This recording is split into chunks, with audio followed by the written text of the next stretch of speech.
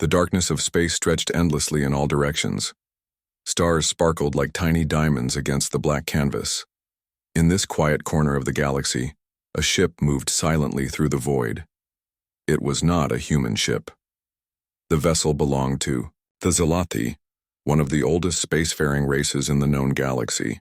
Their ship looked like a giant crystal floating in space, its surface smooth and perfect. Light bent around it in strange ways, making it hard to see with normal eyes. Inside the ship, everything was clean and white. The walls curved gently, and soft blue light came from everywhere and nowhere at the same time. Commander Vexilor stood in the center of the bridge. He was tall, even for his species, standing nearly 3 meters high. His skin was pale silver, and it seemed to shimmer when he moved. 4 eyes sat in his elongated head, each one able to look in different directions at once. His body was thin but graceful, with 4 arms that ended in delicate fingers. Like all Zalathi, he moved with a flowing motion, as if he was swimming through the air. "Commander, we have detected something unusual," said Sub-Commander Kretak. She was smaller than Vexilor, her skin a lighter shade of silver. Her voice sounded like wind chimes in a gentle breeze. Vexilor turned one eye toward her, while keeping the others on the various displays around the bridge. "Show me," he said simply. The main viewing sphere in the center of the bridge came to life. It showed a section of space that looked empty at first. Then the computer highlighted something. There was a ship there, but it was unlike anything in their database. The unknown vessel was ugly by Zalathi standards. Where their ships were smooth and flowing, this one was all hard angles and flat surfaces. It was painted dark gray, almost black, making it hard to see against the darkness of space. The ship was long and narrow like a predator built for speed. Strange protrusions stuck out from its hull in seemingly random places. "What is that?" asked sensor operator Jixum, his young voice filled with curiosity. He had only been in space for 50 cycles, still a child by Zalathi standards at merely 200 years old. "Unknown," Vexilor replied, all 4 eyes now focused on the image. "Can you identify any markings?" Jixum manipulated the controls with 2 of his 4 hands. The image zoomed in, becoming clearer. Along the side of the strange ship, symbols were painted in white. They were simple lines and curves that meant nothing to the Zalathi. "USS Tempest," Kretak read from her translation matrix. "It appears to be a designation. The language is not in our database." Vexilor felt a ripple of excitement pass through his body. A new species. The Zalathi had not encountered a new spacefaring race in over 1,000 years. This was a historic moment. "Initiate deep scan," he ordered. "But carefully. We do not want to appear hostile." The Zalathi scanning technology was among the best in the galaxy. It could peer through almost any material, read computer systems from a distance, and even analyze biological signatures. The scan would tell them everything about this strange vessel and its crew. Meanwhile, aboard the USS Tempest, Captain Jake Morrison sat in his command chair, reading through the morning reports. He was a sturdy man in his 40s, with short, brown hair that was starting to show gray at the temples. His blue eyes were sharp and alert, constantly taking in everything around him. The bridge of the Tempest was cramped compared to the Zalathi ship. Every surface had a purpose. Screens and controls covered the walls. Thick cables ran along the ceiling. The air smelled faintly of recycled oxygen and machine oil. It was not pretty, but it was efficient. "Captain, all systems are operating within normal parameters," reported Lieutenant Emma Rodriguez from her station. She was a small woman with dark hair pulled back in a tight bun. Her fingers moved quickly over her console as she monitored the ship's tactical systems. "Good," Morrison replied. He liked quiet patrols. They were boring, but boring meant safe, and safe meant his crew went home alive. Commander Paul Chen stood next to the captain's chair, reviewing duty rosters on his tablet. He was tall and lean with an easy smile that made the crew trust him. "We should reach the edge of the patrol zone in 6 hours," he said. Morrison nodded. They had been out here for 3 weeks, patrolling the outer edge of human space. It was lonely work, but important. Earth's colonies were spreading fast, and someone had to make sure the borders were secure. Back on the Zalathi ship, the scan began. Invisible beams of energy reached out across space and passed through the Tempest's hull. The data started flowing back immediately. "By the void," whispered Jixum. His silver skin had turned slightly blue, a sign of shock among his people. "What is it?" Vexler asked, moving closer to the sensor station. "Commander, their hull. It is crude metal, but it is thick. Very thick. Our own ships use energy shields for protection, but this vessel has physical armor, layers and layers of it." Vexler found this puzzling. Physical armor was primitive. It was heavy and slow to ship down. Why would a spacefaring species use such outdated technology? The scan continued deeper. It passed through the outer hull and into the ship itself. What it found there made Kretak gasp. "Weapons," she said, her musical voice dropping to almost a whisper. "The ship is full of weapons." The display showed the scan results in real time. The Zalathi crew watched in growing amazement as the computer cataloged what it found. Missile tubes ran along the entire length of the ship. Projectile weapons were mounted at regular intervals. There were weapons they recognized as primitive plasma cannons, and others that their computer could not even classify. "How many beings could possibly need so many weapons?" asked Jixum. The scan found the crew quarters and analyzed the life signs. The computer reported 212 individual beings, all of the same species. They were bipedal, with only 2 arms and 2 eyes. By galactic standards, they were almost primitive in their simplicity. "They are small," noted Kretak. "Average height of only 1.7 meters. How can such small beings operate such a heavily armed vessel?" But as the scan continued, more confusing data came back.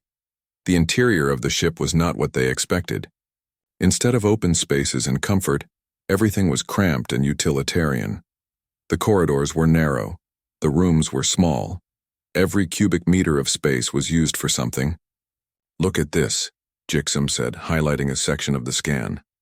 "Storage containers throughout the ship. They contain projectiles, thousands and thousands of projectiles." Vexler studied the data. These beings had filled their ship with weapons and ammunition. It was not an exploration vessel or a trade ship. It was built for one purpose only: combat. "Perhaps they are at war?" suggested Kretak. "Maybe they need these weapons to defend against an enemy?" "Scan their database," Vexler ordered. "Let us learn more about them." On the Tempest, Danny Foster was elbowed deep in a maintenance panel when he felt something strange. The chief engineer pulled his hands out and looked around. The hair on his arms was standing up like static electricity was in the air. "Hey, Sam," he called to his assistant. Sam Green looked up from his own work. "You feel that?" Sam nodded. "Yeah, weird tingling. Maybe something's wrong with the electrical systems." Danny grabbed his diagnostic tablet and started running checks. Everything showed normal, but the feeling persisted. It was like being watched, but that was impossible. They were alone out here. The Zalathi scan penetrated the Tempest's computer core. Data flowed back at an incredible rate. The ship's computer was primitive by Zalathi standards, using binary code and silicon processors. But it was also robust, with multiple backups and mechanical systems that would work, even if the electronics failed. They planned for their technology to fail, observed Kretak. How strange. The cultural database was accessed next. Images, sounds, and text files streamed across the Zalathi displays. What they saw defied understanding. "Commander," Jixum's voice was shaking now. "Their history. It is full of violence." The screens showed images of human wars. Cities burning. Massive explosions. Armies of these small beings fighting each other with increasing deadly weapons. The Zalathi had known war in their distant past, but they had evolved beyond it thousands of years ago. These humans seemed to celebrate it. And yet, Kretak pointed out, they are in space. They have achieved faster than light travel. How can a species so focused on war advance so far? Vexler did not have an answer. These humans were a contradiction. Their technology was crude but effective. They were violent but had achieved spaceflight. They were small and weak-looking, but had built a warship that bristled with weapons. "Continue the scan," he ordered. "We must learn more." The Zalathi scan moved deeper into the human ship, passing through bulkheads and walls as if they were not there. With each new discovery, the alien crew grew more disturbed. Nothing about this vessel made sense according to their understanding of civilized spacefaring species. Vexler floated closer to the main display sphere, all four of his eyes focused on different data streams. The human ship's power core had just been revealed by the scan, and what he saw defied all logic. "That cannot be correct," he said, his melodious voice carrying a note of disbelief. "Jixum, verify the readings." The young sensor operator worked, his controls frantically running the scan again. The results were the same. "Commander, it is accurate. They are using a fusion reactor that operates at 15 million degrees. The containment field is barely holding." Kretak moved to another console, her forearms working in perfect harmony as she analyzed the data. "This is insane. They have built a small star inside their ship. The radiation levels around that core would kill any civilized being in seconds. Yet their crew lives," Vexler observed. "How?" The scan showed the answer. Layers upon layers of shielding surrounded the reactor. Not elegant force fields like the Zalathi used, but crude physical barriers. Dense metals, ceramics, and materials the computer could not identify. It was primitive, but it worked. On the Tempest, Danny Foster was still trying to figure out the strange sensation he was feeling. He had left the maintenance tunnel and was now in the main engineering section. The fusion reactor hummed steadily behind its massive containment housing. Everything looked normal, but something was definitely off. "Chief, you should see this," called out Lisa Park, one of his junior engineers. She was standing at a console, frowning at the readings. Danny walked over and looked at the screen. "What am I looking at?" "I'm not sure," Lisa admitted. "But there's some kind of quantum fluctuation in the local spacetime. It's very subtle, but it's there." Danny studied the readings. He had seen something like this before, in classified briefings about theoretical alien technology. Could someone be scanning them? "Keep monitoring it," he told Lisa, "and let me know if anything changes." The Zalathi scan continued its exploration of the human ship. It found the backup systems next, and this is where the true horror began to reveal itself. "They have 3 backup power systems," Jixem reported, his silver skin now tinged with green, indicating deep concern. "If the main reactor fails, they can switch to these alternatives." "That seems reasonable," Kretak said. "No, you do not understand," Jixem continued. "Each backup system is completely different. One uses chemical fuel, another uses nuclear fission, and the third appears to be some kind of battery system. They have planned for every possible failure. But it was not just the power systems. Everything on the human ship had backups. Life support had 4 different systems. Navigation had 3. Even the doors had manual overrides that could be operated by physical strength alone. They expect everything to break, Vexelor said slowly. They build assuming failure. The scan moved to the crew quarters next. Where Zalathi ships had meditation chambers and harmony pools, the humans had something called a gymnasium. The scanning beam analyzed the equipment there, and the results were disturbing. These devices, Kretak said, studying the data, they are designed to damage muscle tissue. Torture equipment? Asked Jixem, horrified. No, Kretak continued, reading more deeply. They use them voluntarily. The humans deliberately damage their own bodies to make them stronger. They call it working out. The Zalathi crew exchanged glances. In their society, the body was a temple to be preserved and protected. The idea of deliberately causing damage to oneself was incomprehensible. Captain Morrison was reviewing navigation charts when Lieutenant Tony Brooks spoke up from the sensor station. Captain, I'm detecting something unusual. Morrison turned his chair to face the young officer. Define unusual. It's hard to explain, sir. Our passive sensors are picking up quantum entanglement signatures. It's like someone is looking at us, but not with any scanning technology we know. Morrison's expression hardened. In his 20 years in space, he had learned to trust his instincts, and right now they were screaming danger. "Yellow alert," he ordered. "All departments, report readiness status." Throughout the ship, yellow lights began to flash. Crew members moved with practiced efficiency to their stations. In the armory, weapons were checked. In engineering, backup systems were brought online. In medical, Dr. Lisa Chang prepared trauma kits. The Zalathi watched this transformation with growing alarm. "They detected our scan," Vexler said. "That should not be possible with their technology level." "Look how they react," Kretak observed. "No panic, no confusion. They move like a single organism." The scan was now reading the crew's biological signatures more closely.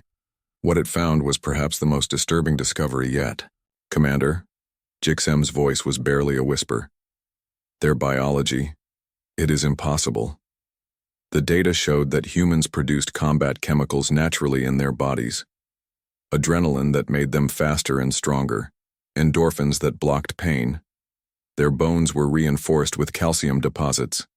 Their blood contained cells specifically designed to fight infection and seal wounds. "They are biological weapons," Kretak said. "Their own bodies are built for war." The scan found the medical bay next. Dr. Lisa Chang was checking supplies when the invisible beam passed through her area. The Zalathi computer cataloged what it found: surgical tools that looked like implements of torture, chemicals that could both heal and harm, and most disturbing of all, detailed files on the anatomy of dozens of different species.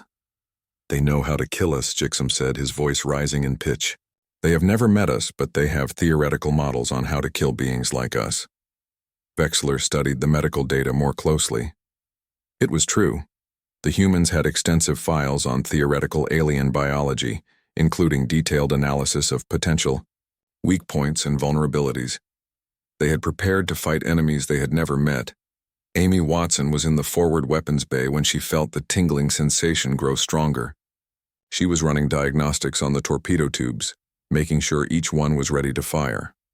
The weapons themselves were simple but effective: metal casings filled with explosive compounds and guided by basic computers.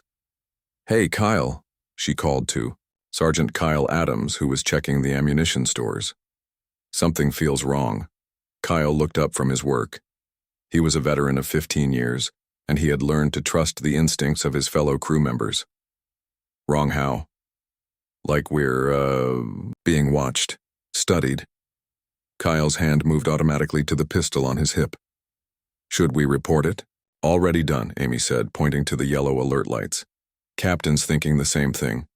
The Zalathi scan revealed more and more about the human ship. The weapon systems were not just numerous, they were diverse.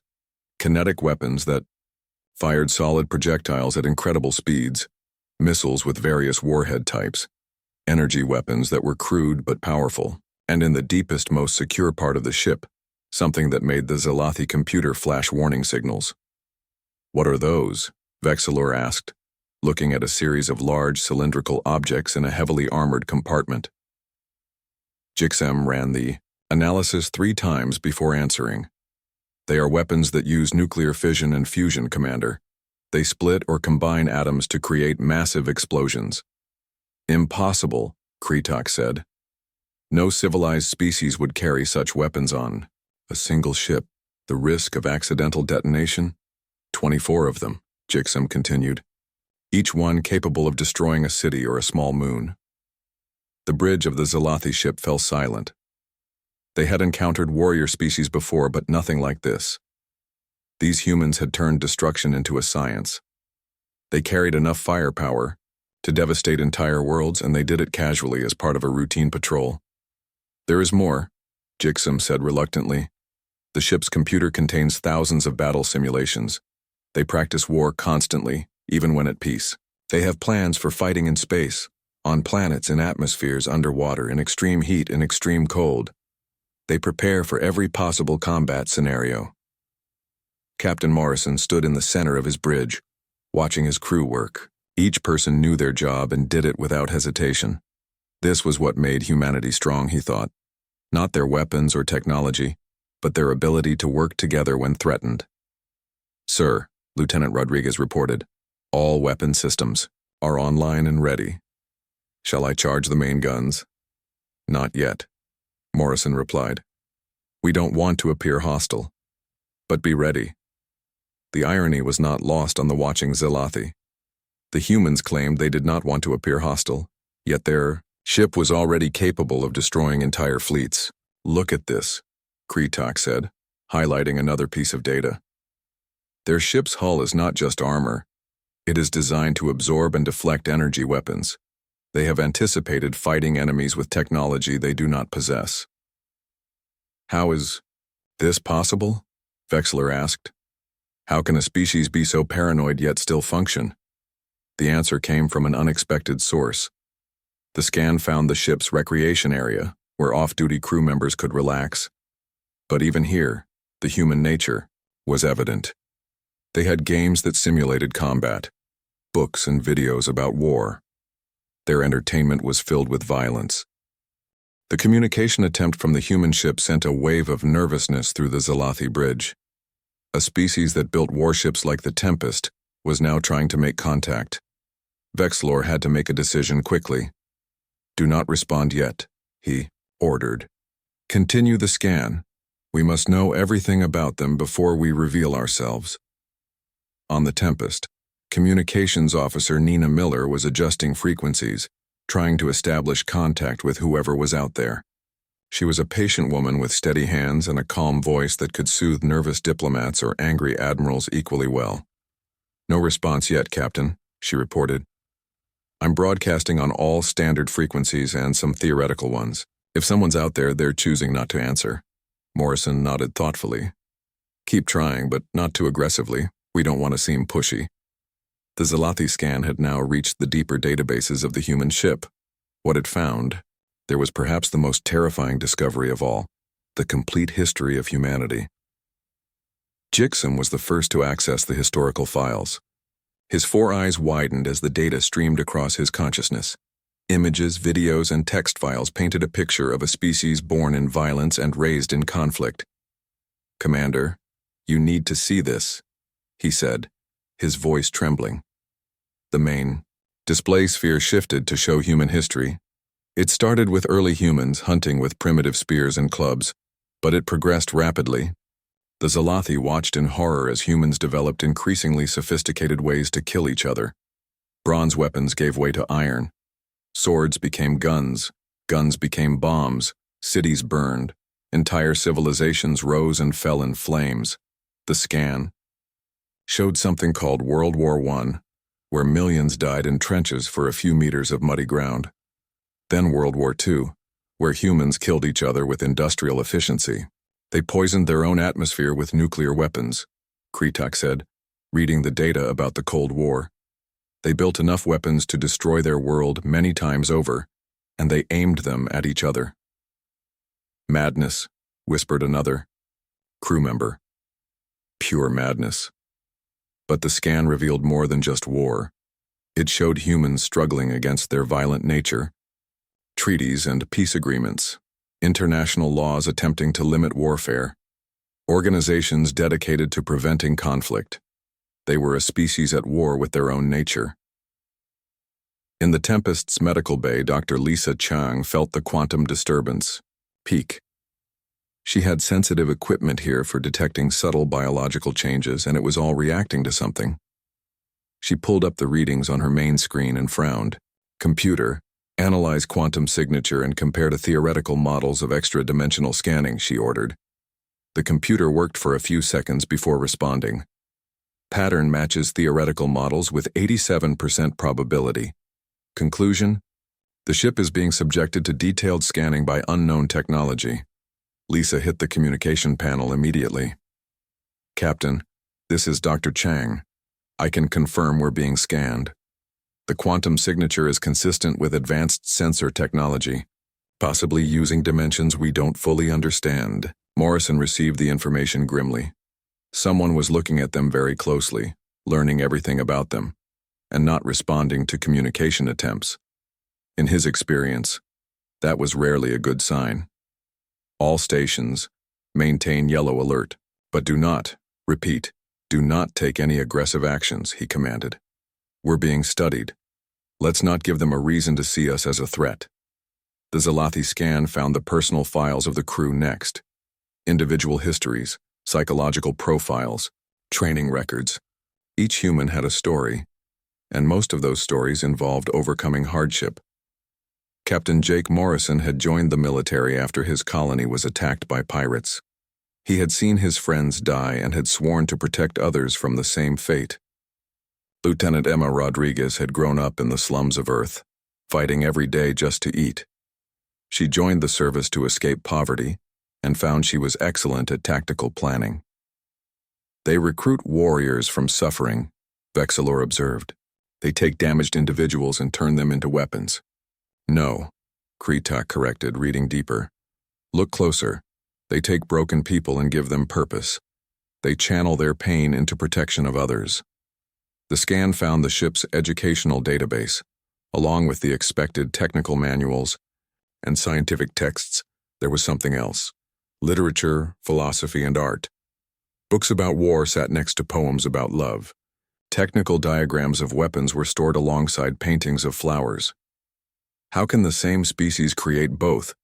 Jixum asked, displaying a beautiful piece of music next to plans for a weapon called a railgun. The answer came from the psychological profiles. Humans, it seemed, were capable of holding contradictory ideas simultaneously. They could love and hate, create and destroy, all at the same time. They were not single-minded like many species. They were chaos, barely contained in biological form. The scan reached the strategic planning section of the ship's computer. Here the Zalathi found something that chilled them to their core. Humans had plans for first contact with alien species. Multiple plans covering everything from peaceful exchange to total war. They have 17 different scenarios for meeting a new species, reported Jixem. Everything from gift exchange to immediate nuclear strike. Which one would they use? Vexler asked. It depends on the alien's actions, Jixem replied. They prepare for all possibilities and react based on what happens. This flexibility was terrifying to the Zalathi, who followed rigid protocols passed down for millennia. Humans seemed to make up their rules as they went along, adapting to each situation with frightening speed. In the Tempest Gymnasium, several off-duty crew members were exercising when they felt the scanning intensify. They were voluntarily putting their bodies through stress, lifting heavy weights and running on machines that went nowhere. This is weird, said Private John Davis, pausing in his weightlifting. Anyone else feel like we're in a zoo? Yeah, replied Corporal Susan Lee, stepping off a treadmill, like something's watching us and trying to figure out what we are. They looked at each other, then at the yellow alert lights. Without a word, they began putting away their exercise equipment and heading to their combat stations.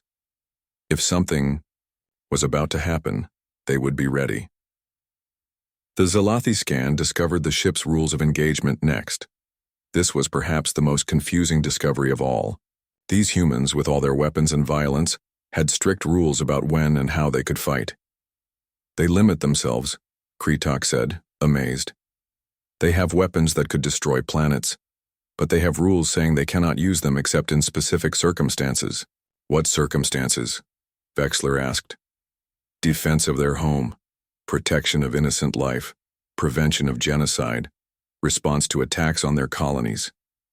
Kretak paused. They will not fire first unless they perceive an imminent threat to innocent life. This was incomprehensible to the Zalathi. Why build such powerful weapons if you restricted their use? Why prepare for war if you preferred peace? The scan found something called the Geneva Convention in the historical files. Rules for war, how to treat prisoners, what weapons were too cruel to use. Humans had actually agreed that some ways of killing were unacceptable. They have rules for war, Vexler said slowly. They make war civilized. That is an oxymoron, Jixum protested.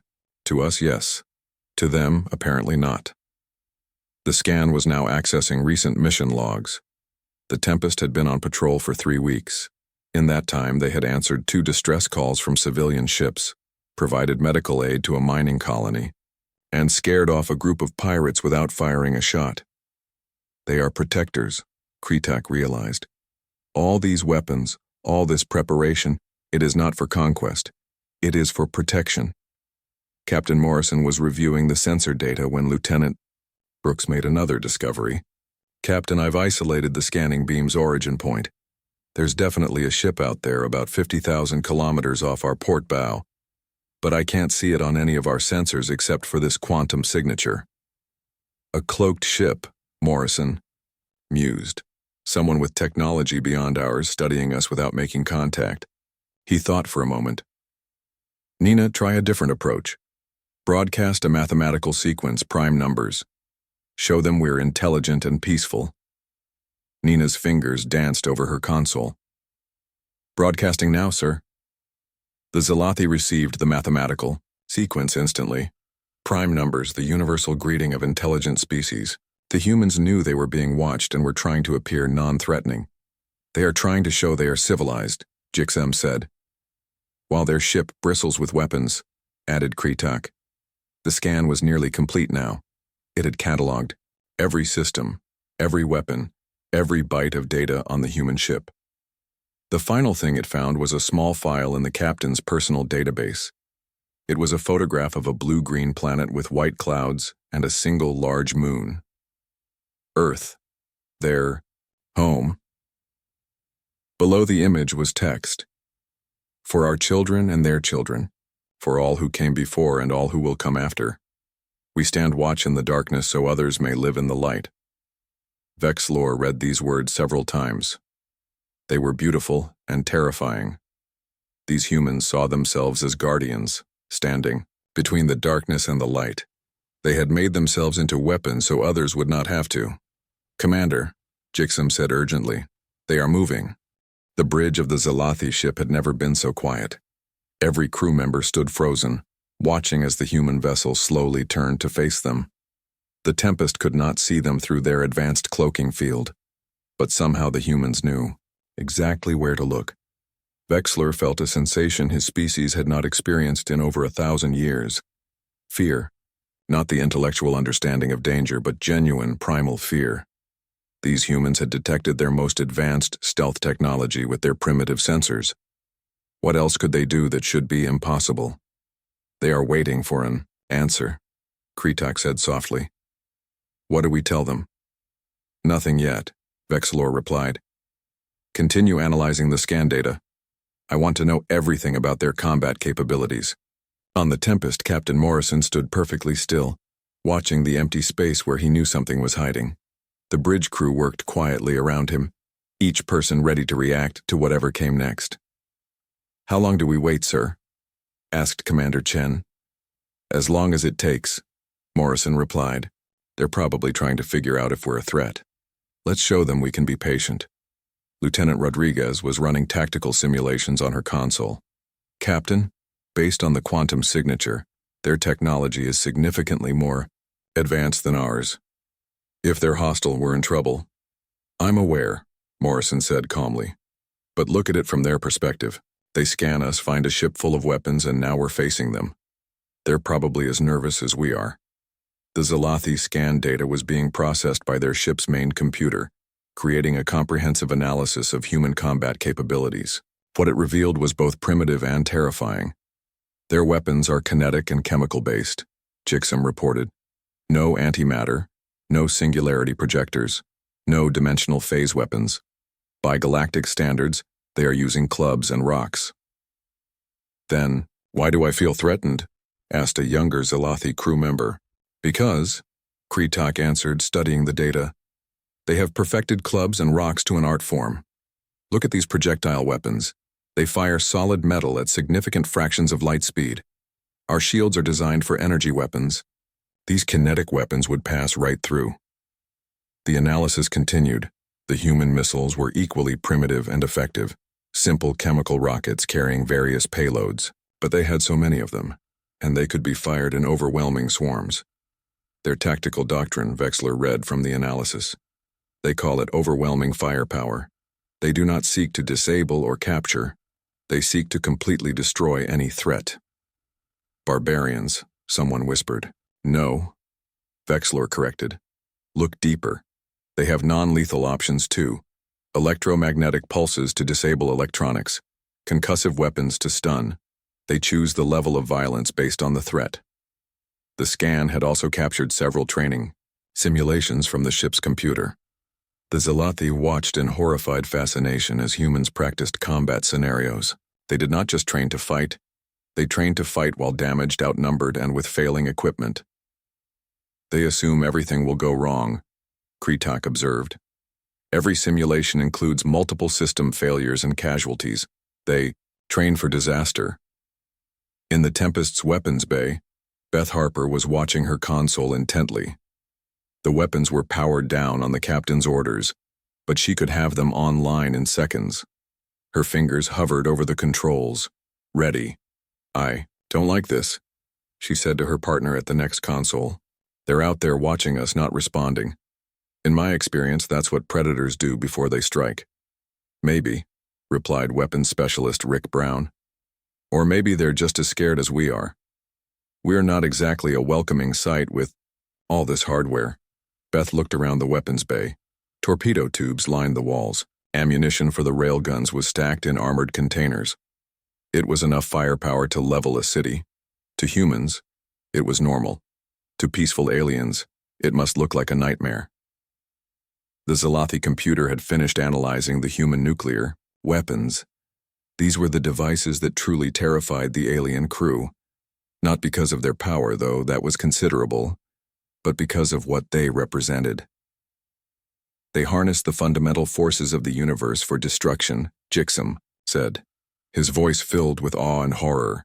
They have taken the power of stars and turned it into a weapon. 24 of them on one ship, added another crew member. Why would they need so many? Vexler was studying the deployment protocols for these weapons. They are not meant for use. They are meant for deterrence. They call it mutually assured destruction. They prevent war by making it too terrible to contemplate. That is insane, Kretak said. That is human, Vexler corrected. The scan had also captured personal communications between crew members. Letters home, video messages to loved ones, diary entries. The Zelathi read these with growing confusion. The same humans who operated weapons of mass destruction wrote poetry to their children and love letters to their mates. One entry particularly stood out. It was from a young ensign named William Scott writing to his mother. Mom, space is beautiful and terrifying. Every day I wake up surrounded by weapons that could end worlds, operated by people who just want to go home to their families. We carry all this destruction not because we want to use it, but because we're terrified of what might happen if we don't have it. I hope you never have to understand why we need ships like the Tempest. Love, Billy. Vexler read this message 3 times.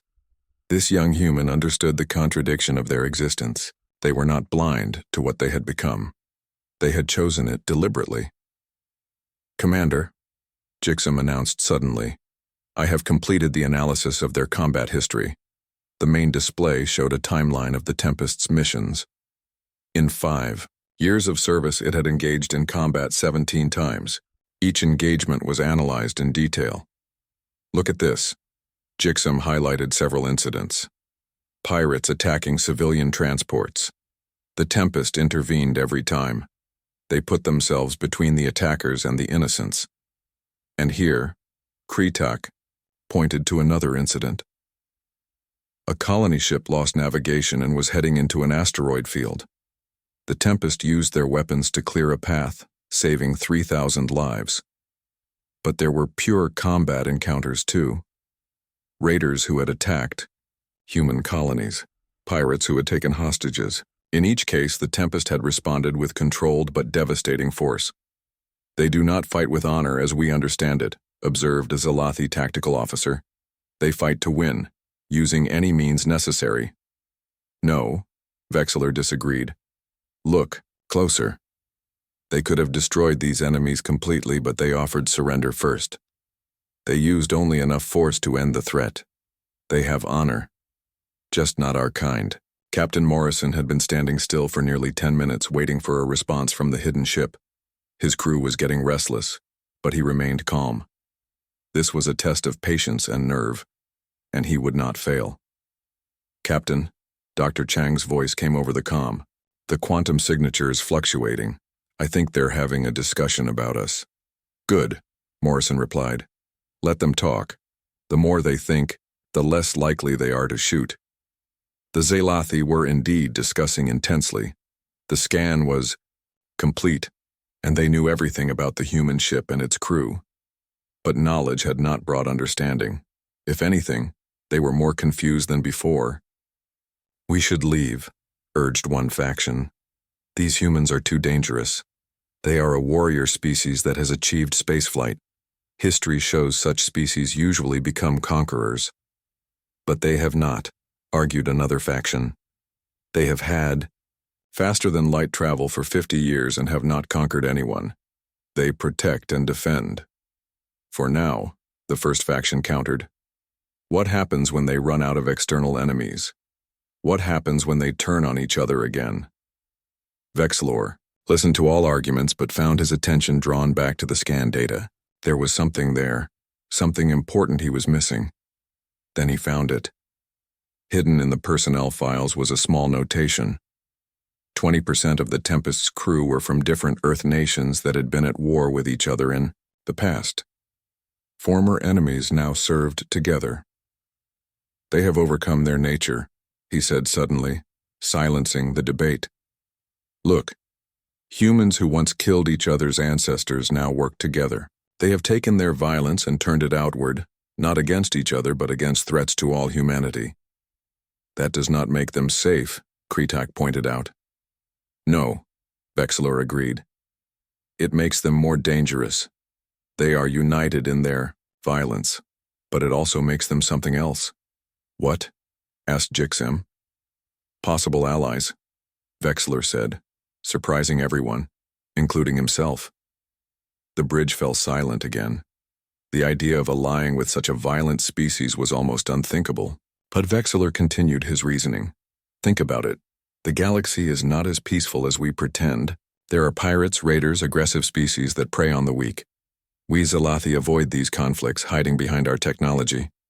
But these humans confront them directly." "They are guardians," Kretak said slowly, understanding where Vexilor was leading. "They stand between civilization and chaos." "Exactly.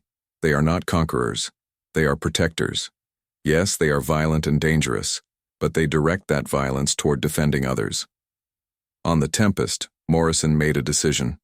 "Nina, send another message. Include a data packet about Earth. Nothing classified, just cultural informati." Commander Vexilor floated in the center of his command chamber, all four eyes focused on different aspects of the data they had collected. His crew waited in tense silence for his decision. They had been observing the human vessel for nearly 3 hours now, and with each passing moment the weight of their discovery grew heavier. The humans were still transmitting their message, repeating it in dozens of languages and mathematical sequences. Captain Morrison's voice came through their translators clear and steady. The man sounded calm, professional, even friendly. But Vexilor had seen what lay beneath that civilized exterior. He had seen the warrior culture, the weapons, the willingness to die rather than surrender. "Commander," Kretak said softly, "we need to make a decision. The longer we remain here, the more likely they are to locate us precisely." Vexilor knew his subordinate was right. The humans were actively searching for them now, their sensors sweeping space in increasingly sophisticated patterns. It was only a matter of time before they figured out how to detect the Zalathi ship. On the Tempest, Danny Foster was working furiously at his engineering console. He had isolated the quantum signature and was trying to understand how it worked. If he could figure out the mechanism, maybe he could track it back to its source. "Captain," he called over the comm, "I think I'm onto something. The quantum entanglement they're using has a specific resonance. If I can match it with our sensors, we might be able to see them." "How long?" Jake asked. "Maybe an hour, maybe less. But sir, if I can figure this out, they'll know I'm doing it. It might be seen as aggressive." Jake weighed the options. They couldn't stay in this standoff forever. Do it, but slowly. Make it obvious we're trying to see them, not target them. The Zalathi scanner detected the humans' attempts to understand their technology. Bixmar's skin flushed orange with alarm. Commander, they're adapting to our scan. They're learning from it. Impossible, Kretak said. Their technology is centuries behind ours. No, Vexler corrected, studying the data. Their technology is different, not inferior. They're problem solvers. They're using primitive tools to understand advanced concepts. Given time, they'll figure it out. This was perhaps the most frightening revelation yet. The humans weren't just warriors. They were adaptable warriors. They learned from every encounter, absorbed new information, and turned it into weapons. Today, they couldn't. See the Zalathi ship. Tomorrow they might be building their own scanners. Next year they might be improving on them. We're teaching them just by being here, Vexler realized. Every moment we observe them, they learn more about us. The scanner made another discovery in the human database. It was a collection of fictional stories about alien contact. The humans had imagined hundreds of ways they might meet other species. Some stories showed peaceful contact, others showed war. But in almost all of them, the humans survived. Even in stories where they lost initially, they came back stronger. They believe they're destined to survive, Kretak said, reading the cultural analysis. They think the universe itself can't kill them. And they might be right, Vexler admitted. Look at their history. Plagues that killed millions, wars that destroyed continents, natural disasters that ended civilizations. And they're still here, stronger than ever. Captain Morrison was studying the star charts when something occurred to him. Chen, what's in this sector that would interest an advanced species? Paul Chen pulled up the astronomical data. Nothing special. A few dead systems, some asteroid fields, empty space, unless... He paused, running calculations. Sir, this sector is a perfect observation point. You can see 3 major trade routes from here without being seen yourself. They're scouts, Jake said with certainty. They're watching everyone who passes through, which means they've been here a while, and we surprise them. He opened the comm channel again. Unknown vessel, we understand you're observing us. That's okay. We observe new species too. We're explorers and defenders, not conquerors. If you're protecting something, we mean no threat to it. If you're gathering information we're willing to share, please talk to us. The message hit something in Vexler's consciousness. These humans knew they were scouts. They had figured out the Zalathi's purpose just from their position in space. The humans' tactical intelligence was remarkable. They're offering to share information, Bixmar said. Hopefully. Maybe we should... No, Vexler interrupted. That's how they operate. They gather information even from friends. Everything is potential intelligence to them. The scanner had found one final piece of data that completed the picture. It was the Tempest's mission statement, but below the official version was an unofficial motto that the crew had adopted. Hope for peace, prepare for war, expect nothing, survive everything. These 12 words summarized humanity perfectly. They were pessimistic optimists, peaceful warriors, paranoid explorers. They contradicted themselves with every breath and somehow made it work.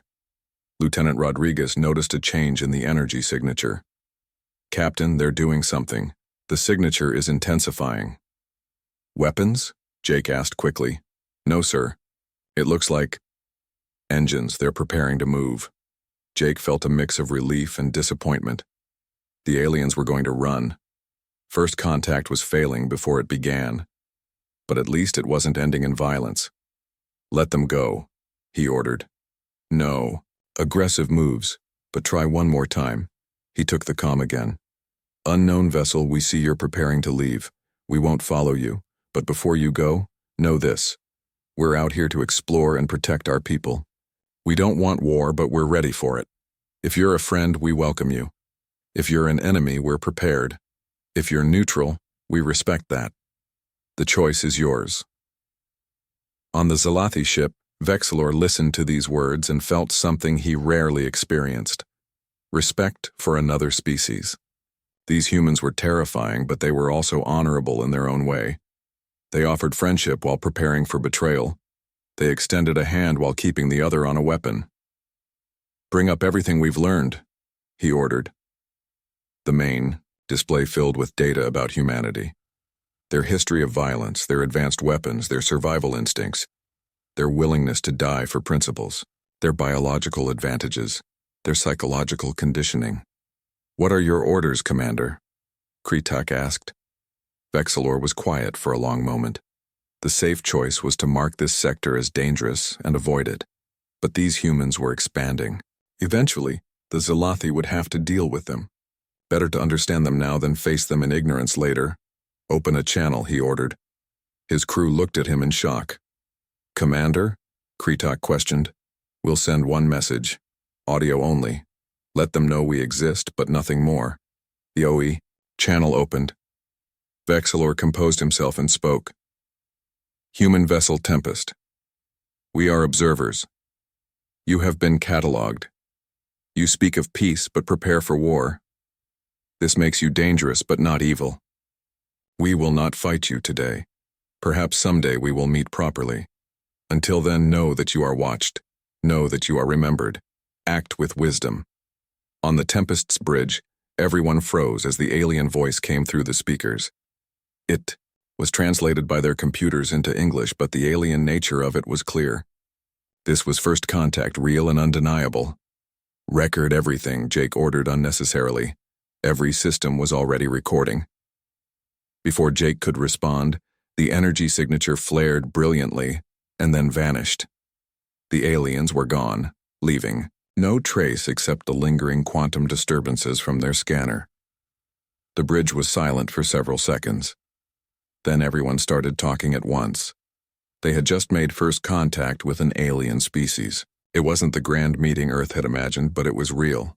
"Sir," Rodriguez said, checking her instruments, "they're really gone. No trace at all." Jake nodded slowly. "Stand down from yellow alert, but maintain enhanced sensor sweeps for the next 24 hours. He turned to Chen. "Paul, compile everything, every scan, every reading, every word. Earth Command needs to know about this." As the crew began the process of documenting the encounter, Jake remained at his position, thinking. The aliens had called them dangerous but not evil. They had been catalogued. Somewhere out there, an alien species now had a file on humanity. What did it say? What had they learned? Light years away, the Zalathi ship dropped out of hyperspace in their own territory. Vexilor immediately began composing his report for the High Council. It would be the most important document he had ever written. "How do we classify them?" Kretak asked. "Threat? Potential ally? Unknown?" "All of those," Vexilor replied. "We classify them as humans.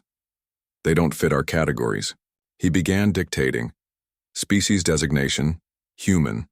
Origin, third planet of a yellow star they call Sol. Technology level, primitive but rapidly advancing. Threat level, extreme if provoked, minimal if not. Recommended action, avoid direct contact. Until better understood. "That's all?" Bixmar asked. "After everything we learned?" "No," Vexler continued. "Add this. Humans are a paradox. They are violent beings who choose peace. They are individuals who work as one. They prepare for wars they hope never to fight. They are primitive beings with the spirits of ancient warriors. They should not exist, yet they do. They should not survive, yet they thrive. Approach with extreme caution, or do not approach at all.